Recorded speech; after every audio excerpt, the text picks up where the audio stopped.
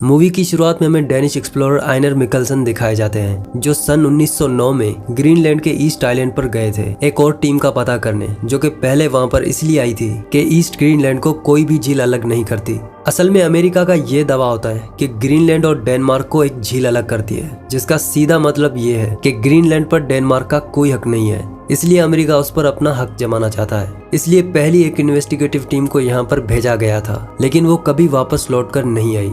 इसकी सबसे बड़ी वजह यहाँ का मौसम है। यहाँ पर पूरा साल बर्फ जमी होती है और कुछ ही ऐसे महीने होते हैं जिनमें यहाँ आया जा सकता है। इसलिए अब मिकलसन अपनी टीम के साथ खून जमा देने वाले बर्फीले इलाके में अपने एक साथी के साथ उस टीम को तलाश रहा होता है। तब उसको उनमें से एक डेड बॉडी मिल जाती है जिसके पास कुछ नोट्स होते हैं, जिस पर पत्थर से बनी हुई एक जगह का जिक्र होता है। ये एक ऐसी जगह होती है जहाँ पर एक्सप्लोरर सबूत छुपा देते हैं, लेकिन मिकलसन उस तरफ नहीं जा पाता क्योंकि उसके साथी की तबीयत बहुत ज्यादा खराब होती है। इसलिए उसे अपनी शिप पर वापस लौटना पड़ता है जहाँ पर उसके और भी साथी हैं। अब जो उसका एक साथी जो उसके साथ बर्फ में बाहर गया था, उसकी उंगलियों का खून जम जाता है, जिस वजह से उसकी पैर की उंगलियां काटनी पड़ती हैं। सब चाहते हैं कि इन्हें वापस जाना चाहिए, लेकिन इस वक्त समंदर पूरी तरह से जमा हुआ है, इसीलिए यहाँ पर इन्हें कुछ और महीने रुकना होगा जब तक बर्फ नहीं पिघल जाती। मिकलसन वापस नहीं लौटना चाहते, बल्कि वो उस पत्थर से बनी जगह पर जाना चाहते हैं। मिकलसन उन्हें कहता है कि हमें बिना सबूत के नहीं जाना चाहिए, नहीं तो अमेरिका वाले हमारी जमीन पर कब्जा कर लेंगे।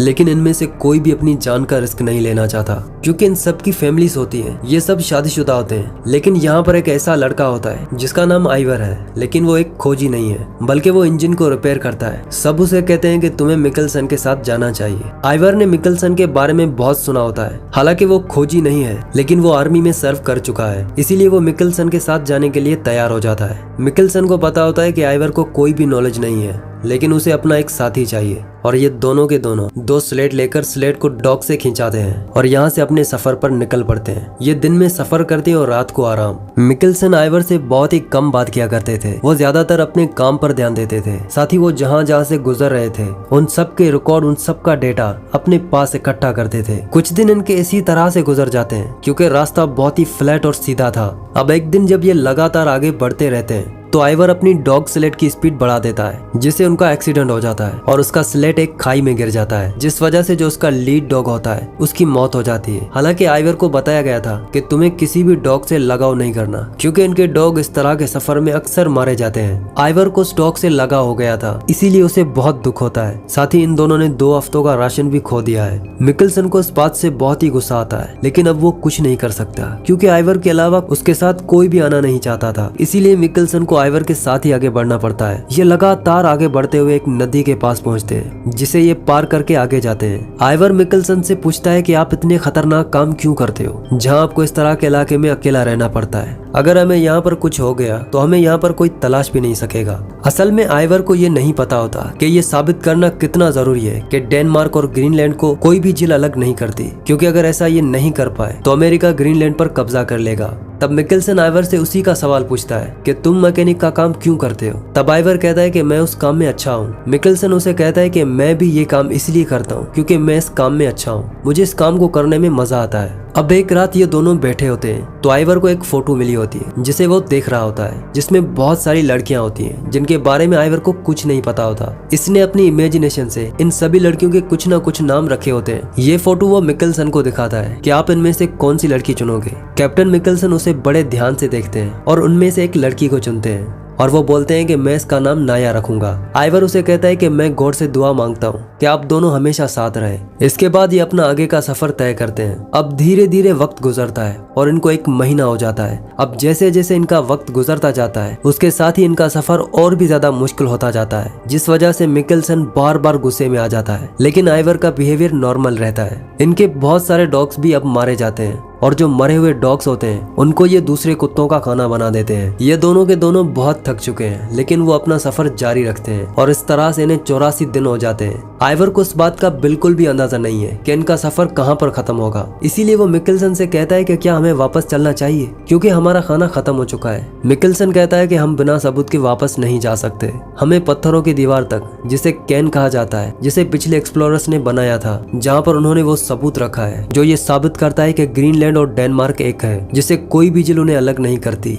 हमें वहां तक पहुंचना होगा। अब एक दिन ये बैठे होते हैं, तभी इन्हें वो पत्थरों की दीवार यानी केन नजर आती है, जिसे वो देखकर बहुत खुश होते हैं। वो दौड़ते हुए उस पत्थर के पास आ जाते हैं और इन्हें वहाँ नक्शा मिल जाता है जिसे पिछले खोजियों ने बनाया था। साथ ही उसमें एक लेटर भी मिलता है जिसमें लिखा हुआ होता है कि हम आगे तक गए थे। आखिर तक हमने देखा कि वहाँ पर कोई नदी नहीं है जो कि डेनमार्क और ग्रीनलैंड को अलग करती हो। यहाँ पर पिछले एक्सप्लोरर्स ने कुछ खाने की चीजें भी रखी होती हैं। ये दोनों के दोनों सबूत पाकर बहुत खुश हो जाते हैं, क्योंकि यहाँ तक आने का जो इनका मकसद था वो अब पूरा हो चुका होता है। पिछले खोजी जो यहाँ से 3 साल पहले आए थे, उन्होंने यहाँ पर केन बनाकर सबूत इसलिए छोड़ दिए थे क्योंकि उनको समझ आ गया था कि वो यहाँ से जिंदा लौटकर नहीं जा सकते, और अगर कोई इन्हें तलाशने के लिए आए तो यहाँ पर पहुंच जाए और उन्हें सबूत मिल जाए। हालांकि इनका खाना खत्म हो चुका होता है, लेकिन यहाँ पर उन्हें कुछ खाने की चीजें मिल जाती हैं, जिसे खाने के बाद ये अपने लोगों की तरफ बढ़ना शुरू कर देते हैं। लेकिन इन्हें अगस्त तक वापस पहुँचना होगा, क्योंकि मिकेल्सन ने अपनी टीम से कहा था कि अगर हम अगस्त तक वापस ना लौटे तो तुम सब वापस लौट जाना।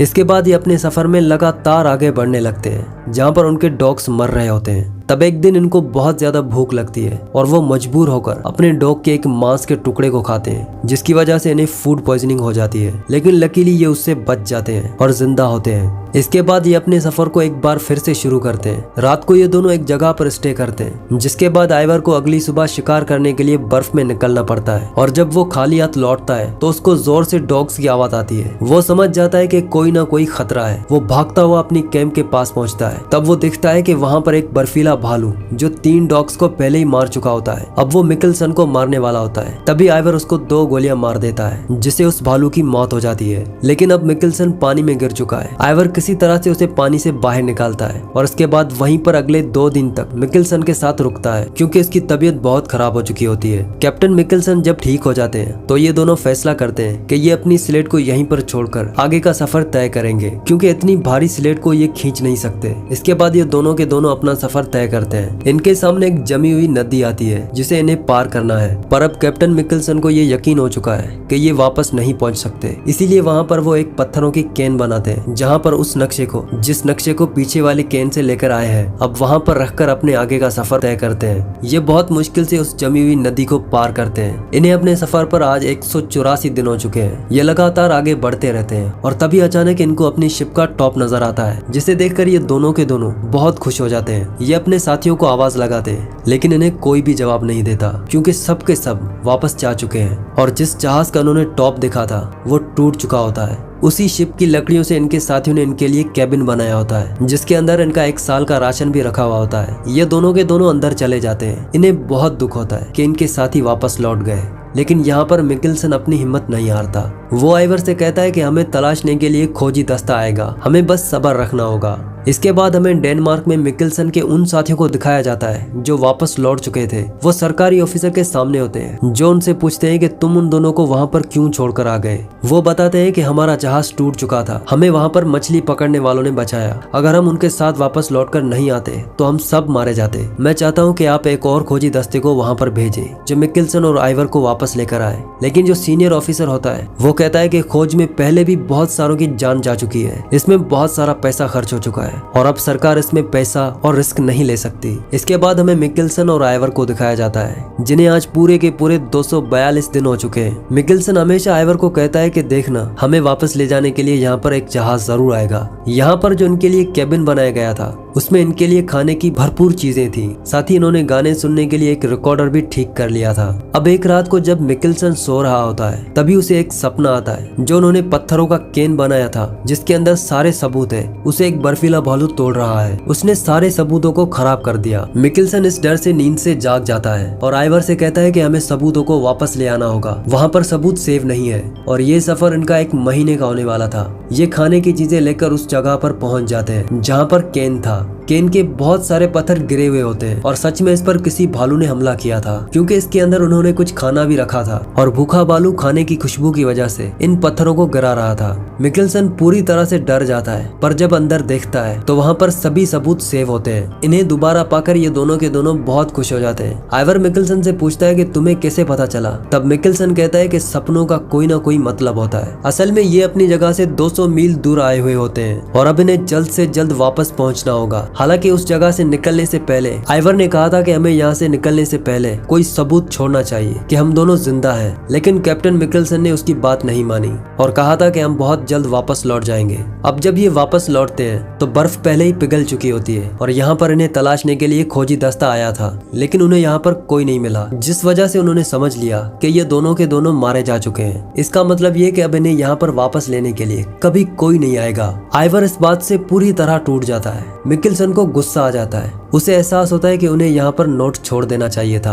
अब क्योंकि इनका धीरे धीरे खाना भी पूरी तरह से खत्म हो रहा है, इसीलिए यहाँ पर मिकेल्सन के दिमाग की हालत खराब होना शुरू हो जाती है। एक तरफ उसको वो फोटो वाली लड़की नजर आ रही होती है जिसमें उस लड़की का नाम नाया रख दिया था। वो नाया से बात करता रहता है और आज इन्हें यहाँ पर 3 साल होने वाले हैं। वहीं हमें डेनमार्क में दिखाया जाता है जहाँ पर मिकेल्सन का जो दोस्त होता है, जिसने एक बार पहले भी इनके लिए मदद भिजवाई थी, वो एक बार फिर अपने सीनियर ऑफिसर के पास जाता है और कहता है कि मुझे पूरा यकीन है कि मिकेल्सन और आइवर दोनों के दोनों जिंदा हैं, क्योंकि जब उन्हें तलाशने के लिए मदद भेजी गई थी तो उन्हें उस केबिन के अंदर खाने पीने के झूठे बर्तन मिले, जिससे ये साबित होता है कि वो दोनों के दोनों जिंदा है। उनके पास सबूत है, हमें उन्हें लेने के लिए एक बार फिर से जाना चाहिए, लेकिन उसकी रिक्वेस्ट को रिजेक्ट किया जाता है। वहीं हमें दिखाया जाता है कि मिकेल्सन और आइवर दोनों के दोनों पूरी तरह से थक चुके हैं। इन दोनों की उम्मीदें पूरी तरह से टूट चुकी हैं, क्योंकि आज इन्हें यहाँ पर पूरे 3 साल गुजर चुके हैं और कोई इन्हें दोबारा लेने के लिए नहीं आया। एक दिन आइवर मिकेल्सन को कहता है कि मैंने उस फोटो वाली मतलब के नाया को अपने सपनों में देखा। इस बात से मिकेल्सन को बहुत गुस्सा आता है। वो उसके ऊपर हमला कर देता है और हमले में वो उसके ऊपर गोली भी चला देता है, जिससे उनके पास 2 गोलियों में से अब 1 गोली बचती है। हालांकि आइवर की तरफ गोली जरूर चली थी, लेकिन वो उससे बाल बाल बच गया। अब ये कैप्टन मिकेल्सन को समझाता है और उसके बाद ये दोनों के दोनों अपने केबिन के अंदर चले जाते हैं। अगली सुबह इनके दरवाजे पर कोई नॉक करता है। ये समझते हैं कि बाहर कोई बर्फीला भालू है जो उनके ऊपर हमला करना चाहता है, इनको मारना चाहता है। इसके बाद ये अपनी बंदूक जिसमें 1 गोली है उसे लेकर दरवाजा खोलता है, पर इससे पहले वो गोली चलाते बाहर कुछ लोग होते हैं जो इन्हें लेने के लिए आए होते हैं। वो पानी की शिप से इन्हें लेकर जाते हैं। डेनमार्क पहुंचने के बाद ये सारे सबूत अपने सीनियर ऑफिसर्स को दे देते हैं, जिससे ये साबित होता है कि डेनमार्क और ग्रीनलैंड एक ही है। कोई बड़ी चीज या नदी इनको अलग नहीं कर सकती। इसका मतलब यह है कि अमेरिका अब किसी जगह पर कब्जा नहीं कर सकता, क्योंकि इनके पास सबूत है। इसके बाद ये दोनों के दोनों काफी फेमस हो जाते हैं, क्योंकि इन्होंने जो काम किया होता है वो शायद ही कोई कर सकता हो। यहाँ पर कैप्टन मिकेल्सन से वो फोटो वाली लड़की भी मिलने आती है जिसका नाम उसने नाया रखा था। दरअसल मिकेल्सन इसे पहले से जानता था। ये दोनों एक दूसरे से प्यार करते थे। इस बारे में आइवर को पता नहीं था, पर अब आइवर को समझ में आ जाता है कि जब उसने मिकेल्सन को कहा था कि नाया उसके सपनों में आई थी तो क्यों उसने उसके ऊपर गोली चलाई। इसके 1 साल बाद मिकेल्सन नाया से शादी कर लेते हैं। मिकेल्सन और आइवर जिंदगी भर दोस्त बनकर रहते हैं और आइवर ने कभी भी उस बर्फ की जगह पर जिसे आर्कटिक कहा जाता है वहां पर कदम नहीं रखा। और आखिर में इन दोनों की फोटो दिखाई जाती है जिसमें इन दोनों का हमें असली चेहरा दिखाते हैं, और इसी के साथ इस मूवी का एंड हो जाता है। अगली मूवी आप किस कहानी पर सुनना चाहते हैं मुझे नीचे कॉमेंट्स में जरूर बताना। तो आई होप कि ये कहानी आपको पसंद आई होगी। अगर आप मजीद ऐसी कहानियां सुनना चाहते हैं तो हमारे चैनल को सब्सक्राइब कर देना। तो मिलते हैं किसी नेक्स्ट स्टोरी के साथ, तब तक के लिए बाय।